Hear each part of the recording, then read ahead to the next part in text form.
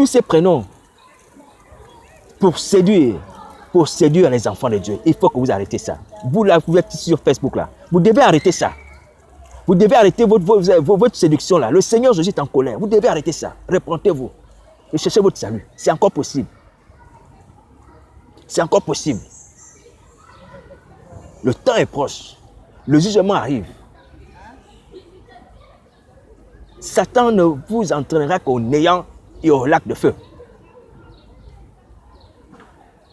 Arrêtez de servir le diable. Arrêtez de servir les démons. Arrêtez de livrer vos corps comme des impudiques, comme des prostituées. Qu'est-ce que vous faites à longueur sur Facebook?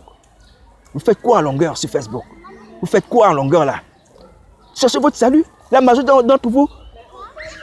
d'entre vous est des sorcières. Pourquoi vous ne voulez pas sortir de la sorcellerie? Pourquoi? Jésus-Christ a tout accompli à la croix de Golgotha. Il a déposé l'autorité. Les autorités là qui vous tiennent captifs, il a tout dépouillé. Les actes de condamnation, il a aboli. Pourquoi ne voulez pas vous convertir, vous reconvertir, revenir à la lumière? Pourquoi? Qu'est-ce qui vous empêche? Qu'est-ce qui vous empêche? Mais si vous demeurez là où vous êtes, le châtiment de Dieu vous atteindra. Si vous demeurez là où vous êtes, la colère de Dieu vous atteindra. Peut-être avant l'avènement de Jésus, je ne sais pas. Parce que vous êtes déjà avertis. Donc vous n'avez plus d'excuses.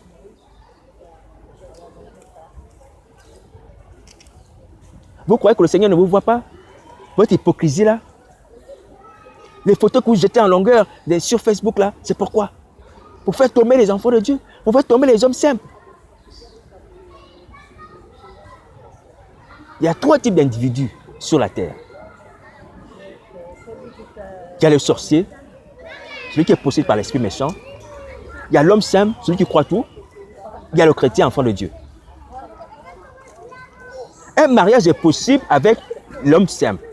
Un mariage est possible avec la femme simple. Mais un mariage n'est pas possible automatiquement avec un sorcier ou une sorcière.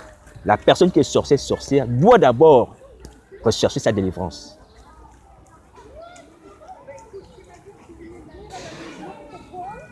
Il n'y a pas de rapport entre Christ et Bélial.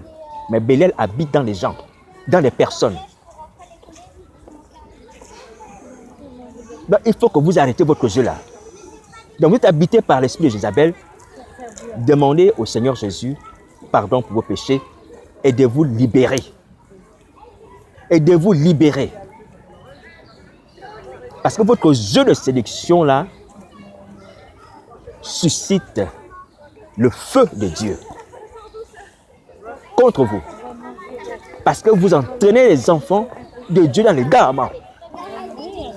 Vous avez la majorité d'entre vous, vous avez des maris de nuit. Hein? Et puis vous voulez encore chercher des maris de jour. Parce qu'il faut comprendre que même l'esprit de Jézabel dont il est question,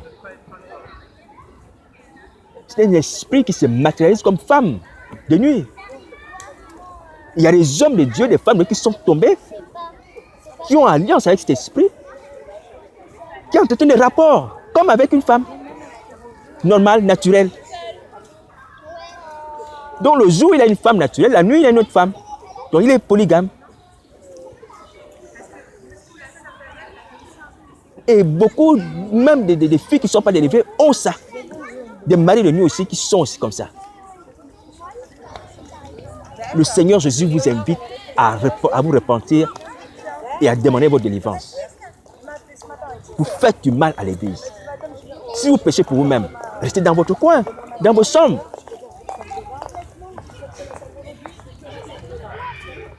Pourquoi vous voulez entraîner les gens dans votre égarement, dans votre condamnation? Pourquoi vous voulez entraîner les gens là-bas? Donc il faut que ça s'arrête maintenant. Alors, donc,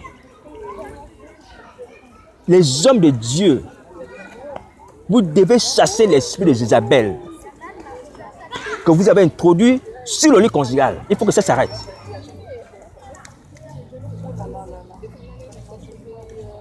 Vous avez tous ceux qui sont tombés là ont des femmes de nuit, donc l'esprit d'Isabelle comme femme.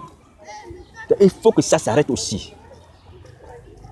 Et ce démon-là qui vous a fait tomber, et vous devez le chasser.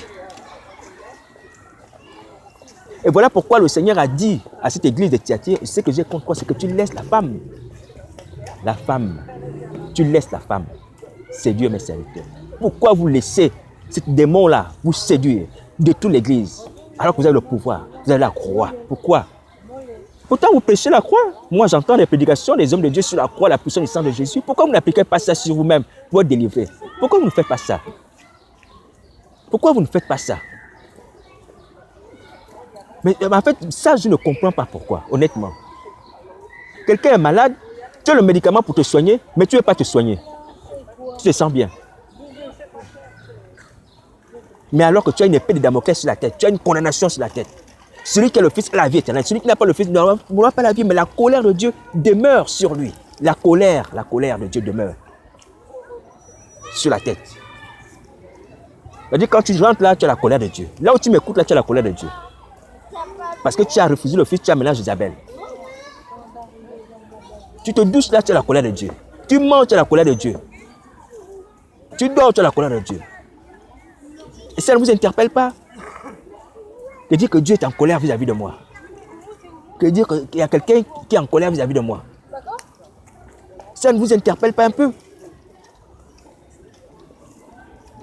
Alors, donc, le Seigneur Jésus, en dévoilant ces choses, veut simplement que vous puissiez vous repentir. Il faut que vous arrêtiez. Vous arrêtez ça. Vous arrêtez ça. Il faut arrêter ça. Donc, maintenant même, dès que tu finis d'écouter ces messages, va plier les genoux, demande pardon à Jésus et qu'il revienne dans ta vie. Repends-toi. Sépare-toi de Jézabel. Les femmes pasteurs là, laissez les ministères. Dieu ne vous a pas appelé. Laissez les ministères. Repentez-vous. Les filles sur Facebook là, qui séduisaient les innocents, abandonnez ça. Abandonnez ça. Repentez-vous. Prenez vos noms d'origine. Arrêtez les faux surnoms que vous mettez sur Facebook là.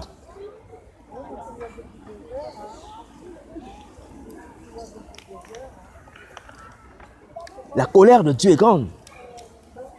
La colère de Dieu est grande. Le scandale arrive, malheur à celui par qui ça arrive. Le ministère de l'iniquité, le mystère de l'iniquité agit maintenant. Malheur, malheur.